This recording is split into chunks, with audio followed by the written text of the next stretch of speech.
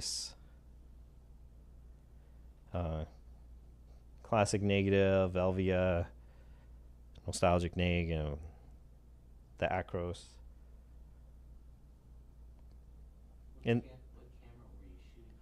well, these are different ones.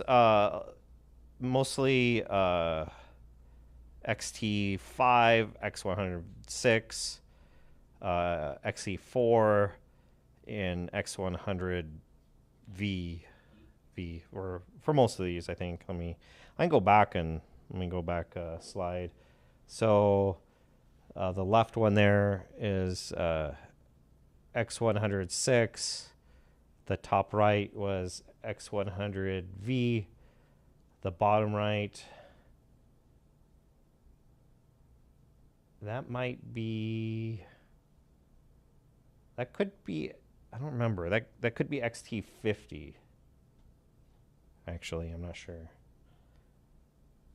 And then that's the left is XE4. The middle, I think, is X100. No, XT5, I think. Top right is XT5 and bottom right is X100V. I think I got those right.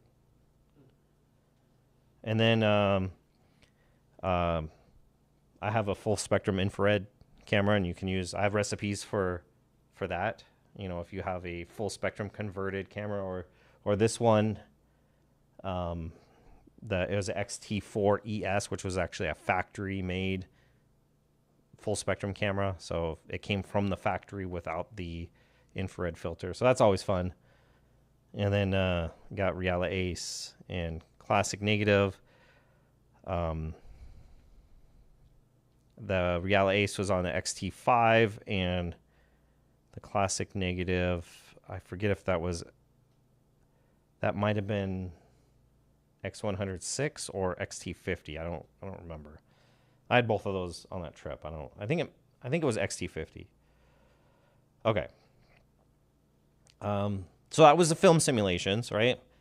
But you can add extra things to make recipes. It's the film simulations plus the other settings that make up a recipe, so you can customize it to your liking. For example, adding grain. And it's hard to see on the TV here, but I hope it comes through. The grain off versus the grain strong large on the screen. Can you guys see that? Is it? Yeah. I had to really crop it in to really be able to tell the difference. When you just look at the pictures themselves, it's a little bit hard to see, but it adds a little bit of texture that was common in the film era. Color chrome effect. It basically darkens reds and, to a lesser extent, greens, and colors the kind of the reds, greens, yellow, orange. And you can see that in this photo, the off versus strong. You can see that the apples on the strong are just a little darker, and on the where the color chrome effect was off, it's a little brighter, right? And what that does is it helps prevent basically clipping those colors, right? Color chrome effect blue is kind of like using a polarizing filter for the sky. It darkens the blue sky. And you can see that the off is on the left, the strong is on the right, and you can tell the difference in the blues. While the rest of the photo looks pretty much the same.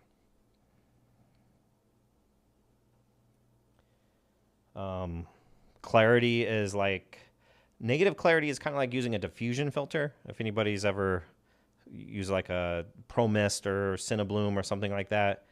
And then positive clarity, it's a micro contrast adjustment, so it just makes everything look more crisp and sharp. And you can see the difference between -4 and +4. Of the -4 has more of a dreamy kind of feel to it, and the +4 is just everything's a little bit more, looks more sharp.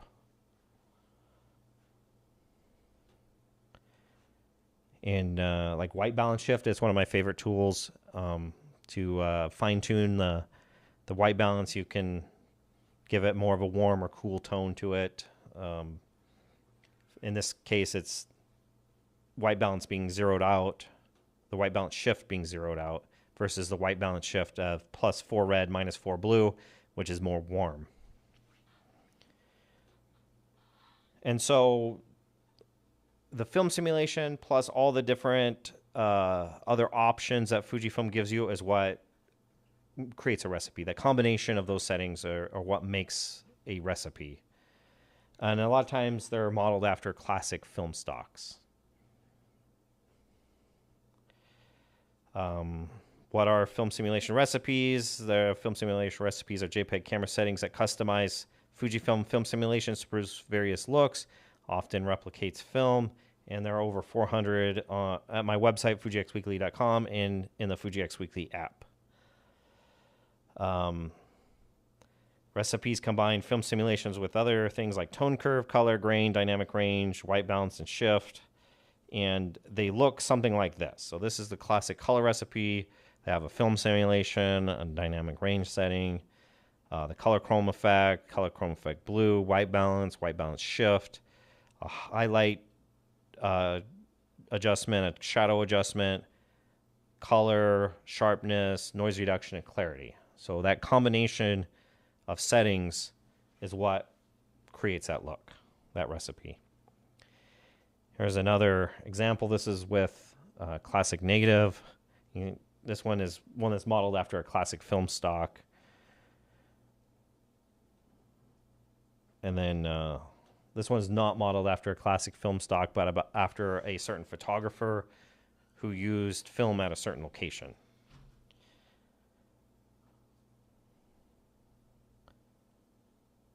Another recipe. And so you get an idea of that it's not just the film simulation, it's all of those settings that actually produce the recipe. It's down in Tombstone. Okay. So why would anybody use recipes? One is that there's no need for editing. If, I was a person that spent hours and hours. My wife can attest to this, that I would go out and photograph something and come back with a whole bunch of raw files and then spend half the day editing those raw files. And, so, probably the worst of that for me was when I had a Sigma Merrill camera. I don't know if you guys anybody here has used those. And at the time, you had to use their software to do an initial edit, get it into a TIFF that you could export, and then bring into something like Lightroom to finish editing it. And no other software could read the raw files at that time. I think it's different now. But it was extremely slow, and I would spend probably half an hour or more per frame. And so that adds up. So I had reached a point where I was just done. I was just tired of editing. I was tired of sitting in front of a computer.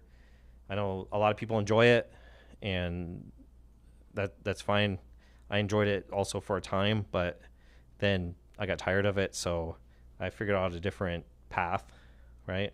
Which was straight out of camera JPEGs. And it kind of was by chance, because I was told, the advice I was given, and I think a lot of people given this advice, if you're serious about photography, you need to shoot raw, right? That was kind of the standard advice that was given to pretty much everyone. And so my first Fujifilm camera was an XE1, right? And then my second one was the X100F, which is where Fuji X Weekly pretty much started with, right? And I had set it up for RAW plus JPEG, and I had gone in, I had taken some photos, brought it in to the software. At the time, I was using something called Alien Scan Exposure. I don't know if you guys use that, but I like that. It had film presets in it, right? And I had edited the raw files, and then when I was comparing them to the JPEGs, they looked very similar. And I thought, why am I spending all this time editing these photos for them to just look like the JPEGs that came out of the camera? So I then started tweaking it a little bit to see if I could get it closer to the look that I wanted it to be, and sure enough, I could. So that's kind of where the recipes all started from. And so what is The probably the longest amount of time is actually just transferring the photos off of the camera and then uploading them to the cloud. You know, I do a little bit of cropping and straightening, maybe a little brightness adjustment if it's like a little too underexposed or something, but mostly it's just pretty quick. So like I can take a vacation and come back with, you know, 500 exposures or whatever, and it's not too long. I can be done with it in a couple hours at most. Like yeah, all of that. Yeah. Yeah. So it sped up. It changed my life really, and it just gave a lot more time for family. You know, I wasn't sitting all day in front of a computer anymore. It allowed me more time to take photos, and I noticed that when I started doing this, that the number of photos I took skyrocketed, right? And I still have on a laptop somewhere, a laptop that I haven't used in probably close to a decade. I have raw files that I've never processed. They're just sitting there, and I don't even know if the computer will work. You know, they'll probably be lost to time, but it's just because I was so backlogged on the editing, you know. So, but that's not the case anymore. So I don't like to edit anymore, and thankfully I don't have to because of recipes. And so I just get the straight out of camera results. All the photos that you've seen in here in this presentation are camera made JPEGs, you know, unedited. And so it creates a simplified and streamlined workflow. It's a quicker process. It's more intentional. And so what that means is like programming a recipe, thinking about like, how do I want the pictures to look, and then choosing a recipe that produces that look, right? And you can get film-like aesthetics, which is what I like. I learned photography on film, so I just have a affinity for film, I guess. And I like the look of it. I think sometimes digital can seem too clean and too clinical and not have enough character, that kind of stuff. That's just my personal preference, but I like that what you see through the camera when you're photographing, that's what you're going to get, right? You're not going to have to wonder, what can I do with this later, right? How can I make this look a certain way later? It already looks like that, right? So what you see is what you get. And I find the process to be more enjoyable. So those are some reasons to use recipes. But people have all sorts of different reasons and methods. And there's even somebody who does RAW plus JPEG. And they edit the RAW, and then they overlay the JPEG over top of it and blend it in. And they do this because they like the character of the JPEG, but they like the control they have over the RAW. So they don't want to completely lose the character of the JPEG. So yeah, it's just, there's no right or wrong way. If anybody ever says there's a certain way you have to do photography, don't listen to them. They don't know. You can do photography however you want to do it. There's 1,000 ways. There's no one that's right or wrong, just whatever works for you personally. Okay. Recipes for RAW or JPEG. We kind of answered this question earlier, but it is intended for JPEG. You can shoot RAW plus JPEG. I shoot RAW plus JPEG. There was a time I strictly only shot RAW, but I found that it is a lot easier to create new recipes when you have that RAW file in the camera. And you can reprocess the RAW files in camera using the camera's ability to do that. Or you can use XRAW Studio, which is a Fujifilm program that also utilizes the camera. You'll plug in your camera to your computer and you edit it on the computer, but it sends it into the camera to do the edit and then back out to the computer. And so it's basically the same as using the in-camera processor, but you get to see it on your monitor if you want. I don't use XRAW Studio personally. I've tried it before in the past, and I just prefer not to sit in front of the computer if I don't have to. So, but it's the same thing. Either way, it produces the same results. So, and then, yeah, exactly. So, but you can do either way. You can just shoot RAW. You could just shoot JPEG. You could shoot RAW plus JPEG. There's just whatever works for you. But the recipes are specifically intended for the camera-made JPEGs. I get asked this a lot, which recipes are the most popular. Those that are based off of classic chrome are the most popular by far.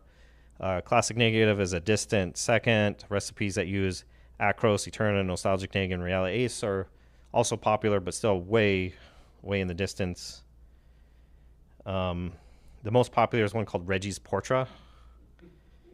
And it began as my Kodak Portra 400 recipe and was modified by a photographer. I don't know if any of you guys follow him on Instagram or YouTube or anything, Reggie B. If you don't, you should. But he modified it to better match his Portra results and better work for his use cases. So I call it seasoning to taste, right? You can take any recipe and season to taste, make it work for you. It's better to make it work for you than to strictly hold onto something that's not, right? So that's what he did, is he modified it, and it's just become the most popular film simulation. I think he made a video on it, and it's got over 1 million views on YouTube. So that might be why, but it's the most popular recipe for portraits. It's the most popular recipe in general, and it uses a classic chrome film simulation. Second most popular is Kodachrome 64. This used to be the most popular recipe for a long time, and it's based off, or Kodak introduced the Kodachrome film, which is probably the most iconic film ever made. And they introduced it in 1935 and discontinued it in 2009 very famously. And this recipe mimics the third era of Kodachrome. It uses a classic chrome film simulation, and like I said, it was for a long time the most popular film simulation. Actually, I've done this class before, but a scaled down version of it, and I had to switch those slides around because it changed. When I did this class last, Kodachrome 64 was still the most popular, but you know.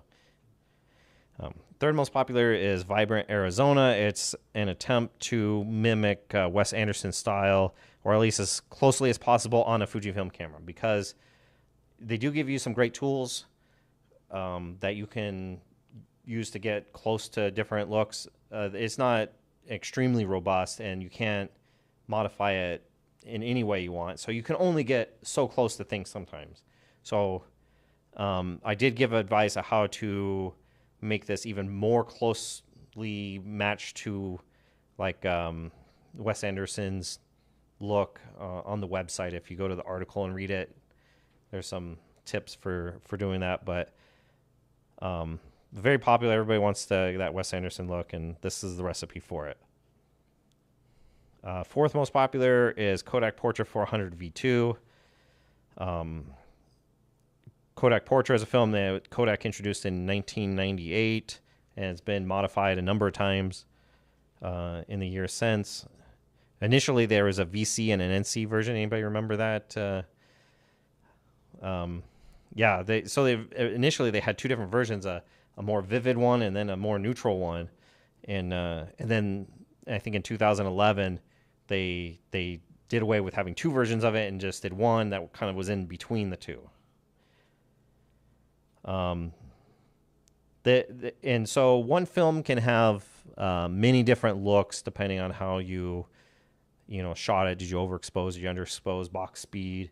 What lenses you use? Do you use any filters, like a warming filter, a polarizer, or something like that? How did you develop it? Was it, how fresh were the chemicals? Did you push process it? Something like that. Even things like the temperature and pH balance of the water can have a small effect on the outcome of a film. And then, did you print it or did you scan the negatives? And if you scan the negatives, what scanner did you use? What was the profile in the scanner? What manipulations did you do after that, to adjust it? So this recipe models one specific photographer's Kodak Portra scans.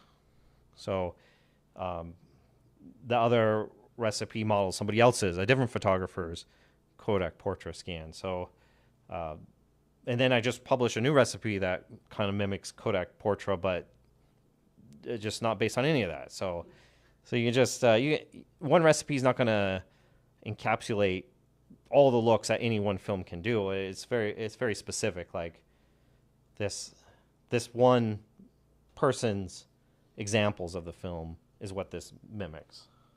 So that's what this one is. And this was, for a while, the second most popular recipe. And just this year, it has fallen to 4th place. And 5th most popular is the Kodak Gold 200 recipe, which, of course, is another iconic Kodak film stock. Oh, excuse me. Kodak recipes modeled after Kodak films tend to be very popular, as you have probably noticed. It's daylight balanced, so it's best for sunny situations, and it also uses classic chrome film simulation. So each of the top 5, a classic chrome recipe. Film simulation recipes are often like film. Choose the right one for the subject and light. So a lot of them are intended for daylight use. Some of them are more like tungsten balance, intended for like nighttime or artificial light. And you gotta, if you use the wrong one in the wrong situation, you're gonna get some strange results. Yeah. So you gotta choose the right recipe. Aesthetic is a personal choice. So what I like, you might not like, and what you like, I might not like. One person might love one and might not. Another person might not. And the subject and light may affect your recipe decision. A lot of the recipes are intended for daylight use, which is like film. You know, most film is daylight balanced. Some work well only in sunny daylight, and if the light changes outside of that, they're not going to work that well. Some do well in a variety of light situations. So while they're intended for sunny situations, if it's cloudy, if it's nighttime, they may still do well. And recipes that use an auto white balance are the most versatile, but of course that is also the least film-like, you know. Here's just some quick suggestions if you're not sure what recipe to use in a daylight situation. Kodak Gold 200 is great. Pacific Blues, Fujicolor Superior 100, Fujicolor Pro 160C Warm, 1970 Summer, Kodak Ektachrome E100 VS V1. Those are all ones that work really great in the daylight. And that's actually, it's the Ektachrome E100 VS V1 recipe that's right there in that photo. Here's some examples. 1970 Summer, Kodachrome 64, Nostalgic Film, Velvia Film, Superior Negative, Fujicolor Pro 160C Warm, and Kodak Portra 400 V2. They all work really well in daylight. Dreary days, that's kind of one that a lot of people have questions about, because when it does become overcast and you're using those recipes in the, you know, that were for sunny, sometimes you get like a really weird cast, or it just doesn't look nearly as good as it did when it was sunny. So yeah, when the sky is gray, not all the recipes will work. Some will become too warm or yellow. But some recipes are especially good for rainy days. And again, auto white balance recipes can be a good choice. But here are some suggestions. Pacific Blues, which actually is what that picture is right there. Reala Ace, which is not based off the film simulation of the same name, but it's a recipe that is named that uses classic negative as the film simulation. It makes it a little confusing, but Retro Negative, Pro Negative 160C, Kodak Varicolor VPS, and Chrome City are all recipes that tend to work well when it's overcast. And here's some examples. Kodak Varicolor VPS, Pacific Blues, Kodachrome 64, Pro Negative 160C, Reala Ace, not the film simulation, but the recipe of the same name.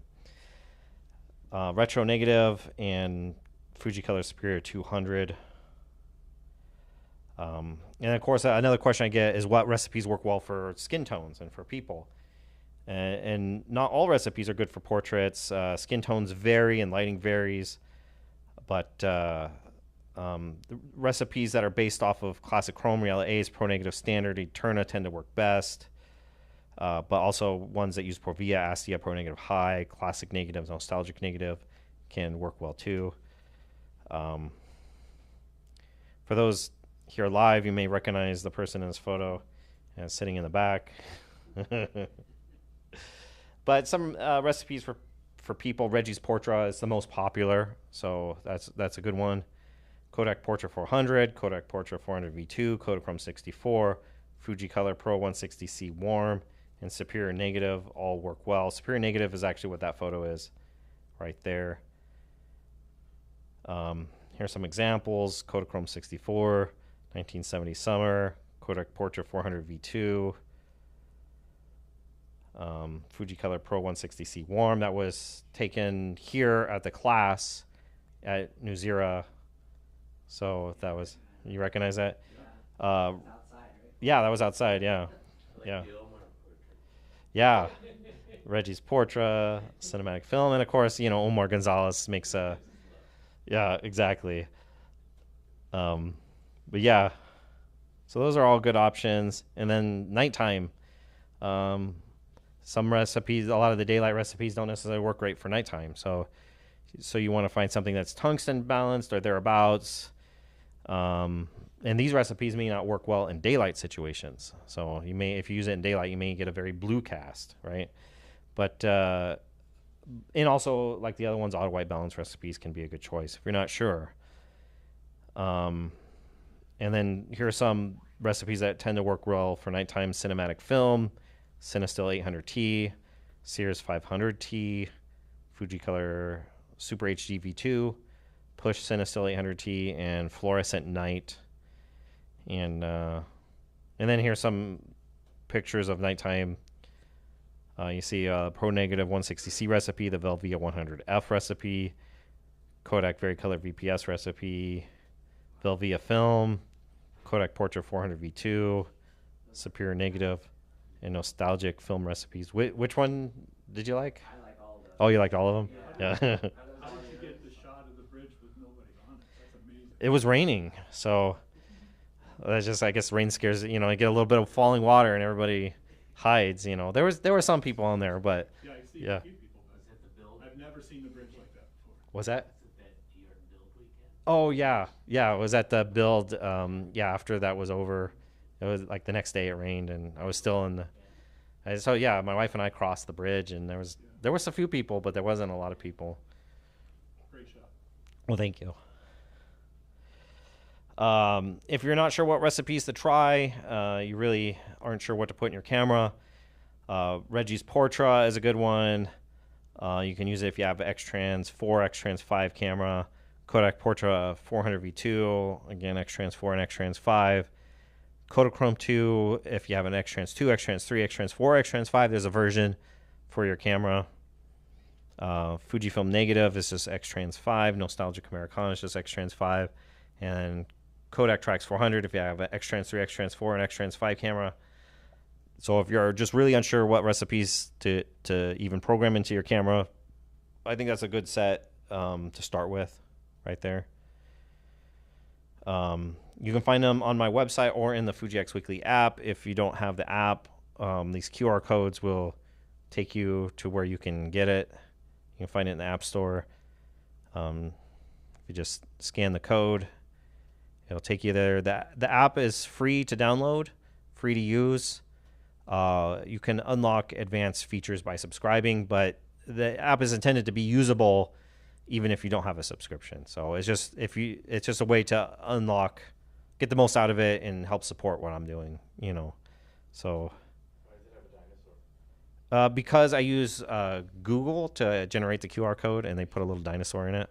But the dinosaur, actually, you can erase the dinosaur out of it, and you can put anything in that spot. So I didn't do it. I did on the one at the beginning.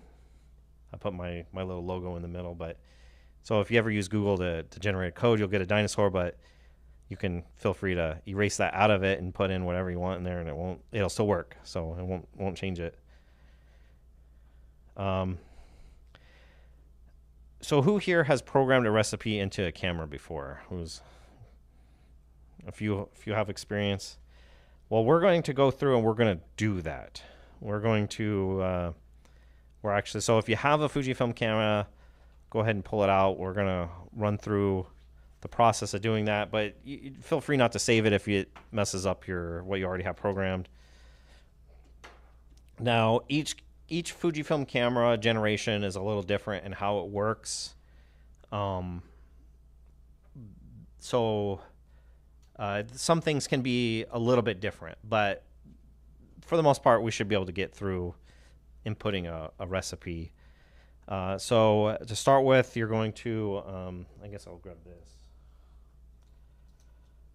I have one here, and we should be able to pull it up on the screen so we can see it, and we're going to walk through it. If you press the menu OK button on the back of the camera, it will bring you to the menu. And in the IQ menu set, at the very bottom of it, on the last page, you find it here, is Edit, Save, Custom Settings. I like to disable, before we do that, I like to disable Auto Update Custom Settings. Because if you don't, then if you make a change, it'll save it. And generally, we don't want that to happen. We want to, if we want to make a change, we want to manually do it and not accidentally. Eventually, the recipe will start to stray over time, and it'll be much different than what you had originally set it to. So once you do that, we will go to Edit, Save, Custom Settings. And then, for example, this camera, this is Lucas's, and he hasn't set up anything in here yet. So we're going to help him do that. And so we're going to choose we're going to choose one of our slots. We're going to choose C1 in this camera, but you can use any of the C1 through C7 or C1 through C4 if you have like a XS10 or XS20, something like that. And we're going to so on this, I'm arrowing to the right, and then it asks if I want to create it. Not all cameras will ask you that question. It's just really the newer ones that do that. If you have like an XT4 or something like that, it's not going to ask you that question. It's just going to get right into it. And so we get to this point, and I'm going to, what we're actually going to put into here is the Kodak Portra 400 V2 recipe. So if you have the app, you can pull that up. You can pull that recipe up. But we also have it, if you show the slide presentation as well. Yeah. So we have it in there as well. And so what we're going to do is hit Edit, Check. And we're going to go down and we're going to change the parameters. Now, for Lucas in here has it, or it's probably factory default this way. It's probably why it's in here, is fine plus raw, and I think that's great. We don't want 16:9. We'll do 3:2. For the raw, we'll do like, how about lossless compressed? Does that work for you, Lucas? Sure. Lossless compressed. You can do HEIF or you can do JPEG. We're going to do JPEG. HEIF works as well. It's just lower, takes up less memory, I guess, but it also has more bits. So I don't know. You can use that format if you want. We'll just use JPEG. It's a little more universal. Not everything can read a HEIF. We're going to change the film simulation to classic chrome, because that's what Kodak Portra 400 V2 is based off of. Grain effect, we're going to pick strong and small. Strong, small. Color chroma effect is strong. Color chroma effect, blue. We'll set that to, for X-Trans 4, that is set to weak. For X-Trans 5, that's set to off. And the reason is because Fujifilm programmed, they adjusted classic chrome, the classic chrome film simulation, to produce a deeper blue in the newer sensor cameras. So to adjust for that, we're going to set it to off if you have an X-Trans 5 camera. But if you have an X-Trans 4 camera, We're going to set it to weak. Smooth skin effect, that's a personal preference. I always keep it on off. But if you want smooth skin, you can set it to something else. White balance, we're going to go down to the Kelvin and choose 5,200. Now I'm actually going to advance the slide because you can see it on the slide. Oh, I guess we don't have the slide up, but that's all right. There you go. Yeah. So 5,200, and when we hit OK, it's going to bring up the white balance shift menu. And we're going to go +1 red and -6 blue.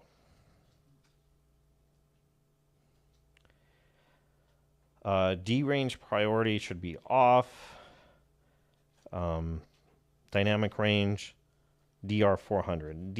So D range priority is an option where it will use it in lieu of the dynamic range and tone curve settings. It'll basically select its own dynamic range and its own tone curve instead of you selecting them. But we want to select them, so we're going to have D range priority off. Tone curve is highlight 0, shadow -2. Color is +2. Sharpness -2. The Fujifilm, I feel, has kind of a heavy-handed noise reduction that applies in camera. And even at -4, which is the lowest setting, it is still applying a small amount of noise reduction. So we're going to set it to -4 just so it applies the least amount of it that we can. The noise on an X-trans sensor is a little bit more film grain-like, if you will. One of the advantages of X-trans over a Bayer sensor is that Fujifilm's better able to identify digital noise versus just the picture, right? And then since they're able to identify it, they're able to control it a little better. And by controlling it, it has a more pleasing look. So if you were to compare, let's say you had a full frame sensor camera, right? And you shot at ISO 6400, right? And then you had like the XT5 and you shot at ISO 6400. You're going to notice that the Fujifilm camera is more noisy, right? There's more noise present, but that noise may actually look better, even though there's more of it. It has a more pleasing aesthetic to it, if that makes any sense. That's one of the advantages of the X-trans sensor. So having some noise in the photo is not necessarily a bad thing. It just kind of gives a little bit of texture to it, kind of like film grain, to an extent. Only to an extent. I guess I want to be clear about that. But we'll go -2 on the clarity. And then on some cameras, it's within the menu here that you will actually give it a name. But on the newer cameras, you give it a name somewhere else. And so we'll get to that. So we'll hit we got all the things programmed into there. So we'll hit the back display button. And we're going to go down to save the changes, and we're going to save them. So now that recipe is in custom 1, but we'll go back to that and we'll give it a custom name. So that way we remember what we put in, right? So we'll just...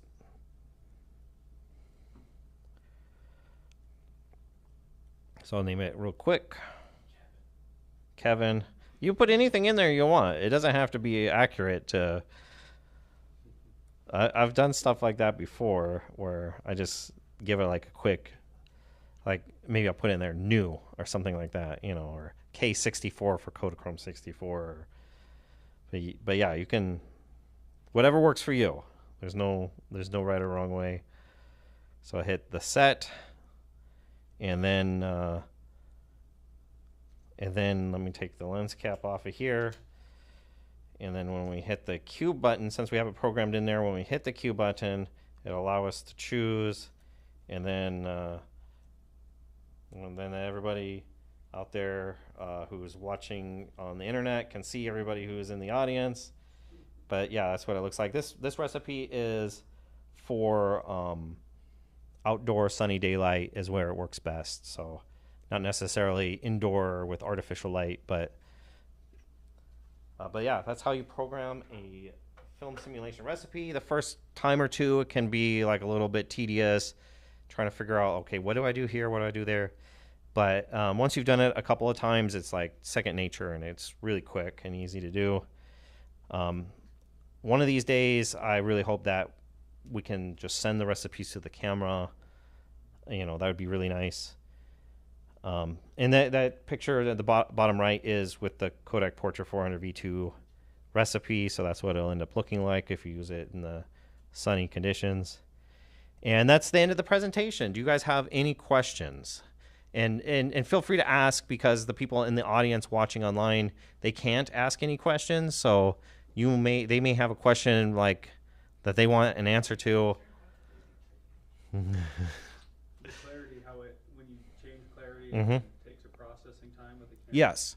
Do you find it's worth just leaving that on or dealing with that later? You Yeah. just take that hit? That's a great question. And so clarity set to anything other than 0 causes a storing pause. That's a couple seconds long, and that drives some people nuts, right? I take it as about the same amount of time if you had a film camera. If you were to advance to the next frame, that's about how long it is. So for me, I use it to slow myself down and not to be too much in a hurry. I try not to do the spray and pray method of photography where you're just, trying to get 1,000 frames and hope one of them's good. But so anything that can slow me down and be more mindful and purposeful, I find it to be a positive thing, right? But I understand not everybody is the same way or appreciates this the same way. So it's always okay to set clarity to 0. Fujifilm actually officially recommends that you set it to 0, and then if you really want clarity, you reprocess it in camera later and add it at that time. Can you explain the reprocessing in camera as an option? Yeah, so Is it after you've taken, like if you took Yeah. a picture with a Portra RAW yeah, right now, that yeah, so we'll take a picture. Let's find something in here. We'll do, I don't know. We're kind of limited. We'll just do this real quick, okay? And you saw the storing pause, right? right. You saw the storing pause. And so, this isn't,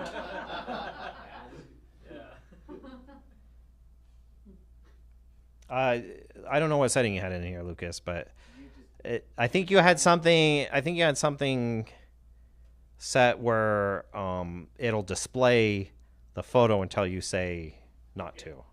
I think that's what it was. But so now if we hit the play button on the back of the camera, we'll see that picture maybe. Maybe. What happened here? Map the menu display options. Maybe.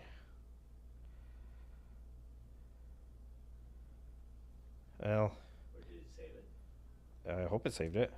It's on S, so it should have. Maybe because it's Is there no card in it? oh. There's no card in Ha. That's probably why it asked that question. Good Captain. That's what it was. Okay. So what if you have it set to RAW, if you have it set only to JPEG, you can't reprocess anything in camera. So you're taking JPEG and RAW. So it has to be RAW plus JPEG. And you've got a film simulation, and you took it with a film simulation. Yeah, so it applies that film simulation to the JPEG, but it still has the RAW in the camera. Okay. And so what it'll allow you to do is reprocess. Let's try this again. I guess that's why it asked that question about. Okay, well, let's do it right here. Here's the Storing pause, okay. hit the play button, and that still didn't help. I wonder if it has something to do with how. Saving the JPEG on the second card. There's only one card in that one. Oh, in that camera. Yeah, there's only one. Oh, gotcha. Okay. I wonder if it's Because you're going out to video. Or something. going out to video. Maybe it doesn't. Watch it. Okay. I have no idea. So you're saying So- you just hit that option to process it raw. Yeah. So what you'll do is when you're in the play menu, and you're looking at your photos, and if there's a photo you want to reprocess while you're in the play menu, you hit the Q button. Okay. and it'll bring up the menu that looks just like the menu where you program the recipe. And so you pick the dynamic range, you pick the film simulation, you pick the color chrome effect blue, the tone curve, the highlight and shadow, the color, noise reduction, clarity, all of that stuff. But it doesn't start it out at 0 or anything like that. It'll be whatever the recipe was that it was captured with, right? That's what it'll be set to when you hit the Q button. But then you can change all of it to be whatever you want. The only caveat is you cannot use a dynamic range that is greater than what you shot with. So if you shot with DR 100, you can only use DR 100. If you use DR 200, then your choice is either DR 200 or DR 100. But if you shot with DR 400, then you can do DR 400, DR 200, or DR 100. If you use dynamic range priority, D range priority weak, you can use DR 100, DR 200, or D range priority weak. If you did D range priority strong, you can do D range priority strong, D range priority weak, DR 400, DR 200, or DR 100. So that's the limitation of in processing in the camera or using XRAW Studio, which is the same. So, and that gives you that processing as Fujifilm process. Yes, it'll look exactly the same as if you. As opposed to when you take it out. Yep. Lightroom or Photoshop. It'll look exactly the same as if you captured it in camera using the recipe. But if you export the raw file to Lightroom, it's only going to apply their version of their interpretation of some of the settings. So if you then took that raw file into Lightroom and compared it to the JPEG, it's going to look a little different. It's going to look similar, but it's going to look a little different. Does that make sense? Yeah. Okay.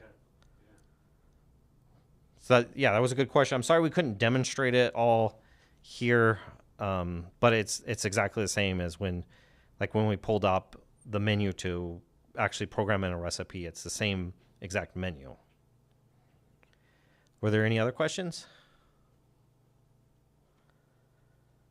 So if you had to pick simulations to go together, if I asked that question about bracketing simulations, if you made a choice. Well, that recipe we programmed in there, I find it works really well if you program in that recipe and then choose for your bracket classic chrome, classic negative, and Eterna bleach bypass. And a couple of the pictures that were in the presentation were actually with those. Let me see if I can find them really quick here. So you're saying you start with a basic recipe? Yeah, so if you go to bracket? No, you start with one of the recipes. So in this case, the one we just programmed in, we'll start with that. And so if you use classic negative, then instead of classic chrome, this picture here is that becomes that recipe. It's actually in the app. It's called Vintage Vibes is what I called it. And it was actually done because I made a mistake one time and actually used classic negative instead of classic chrome with that recipe. And when I realized that I had used the wrong film simulation, I looked at the pictures and I was like, I actually like these results. So you choose your film simulation as C1, Mm-hmm. which you got in camera. Then go to drive mode and pick a bracket. Mm-hmm. And then you pick 3 different Yeah, and Fujifilm. Can you do that on the menu? yeah, and some of the cameras work a little different depending on what one you have. The newer ones you can actually, I'm not sure you can do it on this one. So if you hit the Q button, is it not showing up on there? It was my bad. Okay, so there's a shortcut to the C1 through C7 menu. If you hit the Q button and then you press and hold the Q button, it shortcuts into there. Right. And then you can edit check. And then I think in here, so with the newer cameras, you can program in all sorts of other things with the C1 through C7. And in here, I think somewhere is... I think it's a wrench. Is it the wrench? But it depends on the camera. Not all of them have that. Yeah, it may be User, I think It may be in the X106 and newer that allows you to program it into the actual so you can actually set up in there. C1 bracket. Yeah. 3 other films. So I got you now. And yeah, but if you don't have that, I think it's. So all the other things that you change, dynamic range and all that, will be applied to classic neg,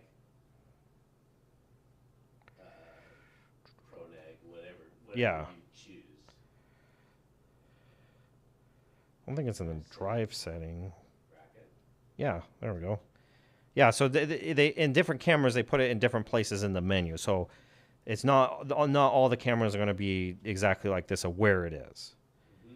So we're going to go to film simulation bracket. You can pick classic chrome.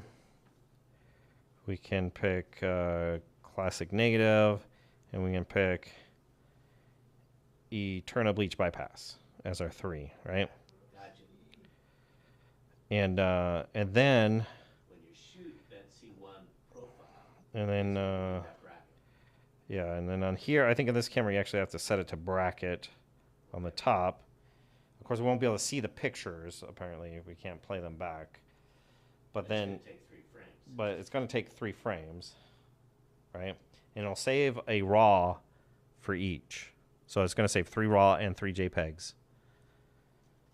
I don't know why. It seemed like one RAW would be sufficed, but yeah, it won't let us play it back. But if you do that, then the picture that was on the presentation is the classic negative, and then profile. So that's exactly the same as Kodak Portra 400 V2, just with classic negative instead of classic chrome. And then let me go back a little further, somewhere in here. Where was it?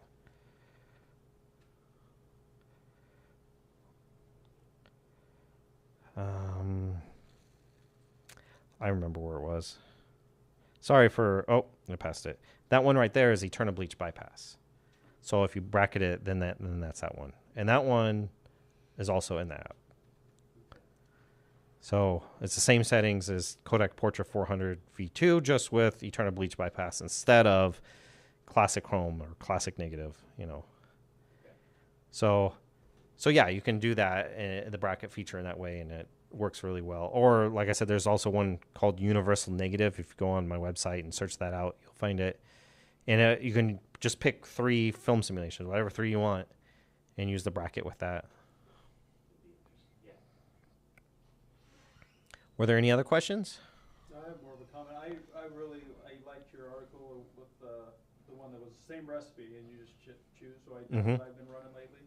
And then when I get wherever I'm shooting, then I just switch on the picket, and then you can see exactly like if you said in real time. That's really handy. But it's all the same recipe, but they look so different. Yeah, isn't that funny how they do that? It's really cool. I really enjoyed that. Yeah, no, I appreciate the feedback. You know, I think it would be neat to do more of those kind of recipes but you know, there's such a difference in the film simulations. Finding a setting that looks good with all of them is like really difficult. Yeah. But You said it take months to develop that. Yeah. To fine-tune that. Yeah. Sometimes recipes come together really quick, and sometimes they take a long time. They're in development for months and months and months.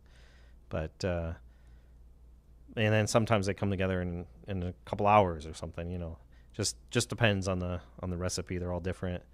The inspiration can come in a lot of different ways. You know, it's a common question I get asked is what inspires you. It can be like, one of the crazy ones is we were in a thrift store and I saw a puzzle in the thrift store that was it was a Kodak brand puzzle. I guess Kodak made puzzles at one time, and that was inspiration for the recipe. You know, was that puzzle? You know, but I like looking at old Arizona Highways magazines. Those are great. You know, or any old photo magazine. You know, the internet. You know, other photographers, Instagram. You know, you can get inspiration in a lot of different ways. If you had to copy a Leica Q10 So I know they added a few more options. I think most of the people, when they talk about a Leica look, they're not talking about the in-camera profiles on a Leica. So in a sense, the Leica look is as much a Lightroom look as it is a Leica look. But I think a lot of it also has to do with the lens. You know, the lens makes a big difference, and with the sharpness and the micro contrast and stuff. But I did get to use a Q2, and it doesn't have quite all of the new in-camera profiles, but you can get the standard profile on theirs isn't that much different than Fujifilm's Provia. It's a little different, but it's not. It can be made to fairly closely match. The Vivid one is not that dissimilar to Velvia. You can get them to kind of match up. And then they have one that's kind of like a cross between like Eterna and I don't know, maybe I won't say classic chrome, but yeah, it's like Eterna but with more color and contrast, a little bit more color and contrast. But those are the only 3 color profiles, and they had 2 black and white profiles that were basically the same, was just a little bit darker shadows in the higher contrast one. And those were actually very similar to the monochrome filter or film simulation in the Fujifilm cameras. But I don't think that when people ask for a Leica look that they're specifically talking about the in-camera profiles.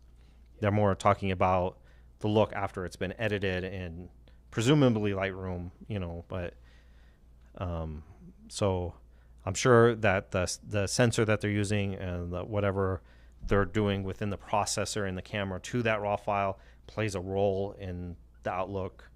Because if you were to take like a Canon raw file and a Sony raw file and a Fujifilm raw file and a Leica raw file and apply the same exact edits to those, they're going to look, each one's going to look a little different. They're not going to look the same. And so whatever they're doing under the hood for the Leica, plus whatever Lightroom is doing, plus the lens that's being used, all of that, I think kind of in combination is what makes that Leica look.